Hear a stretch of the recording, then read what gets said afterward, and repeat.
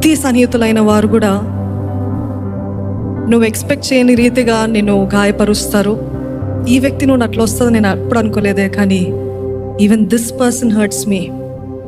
And God wants to show you one thing in that moment. ఆ పరిస్థితులు ఒకటి చూపించాలని ఆశపడుతున్నాడు, నేనుగాక నీకు వేరే దేవుడు ఎవ్వరు ఉండకూడదు.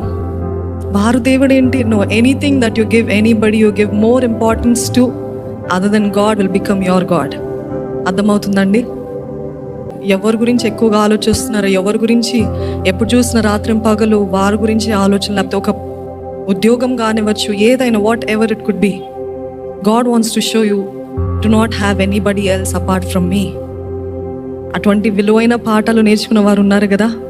Lead me to the darkest of valleys కదా.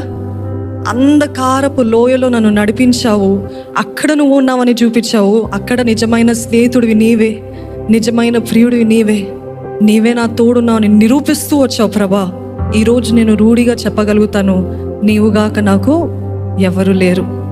మనుషులను ఈరోజు దేవుడు రెస్టోర్ చేయొచ్చు, మరలా ప్రేమ చూపించచ్చు, కానీ but one valuable lesson that you have learned is nothing and nobody is permanent. Amen.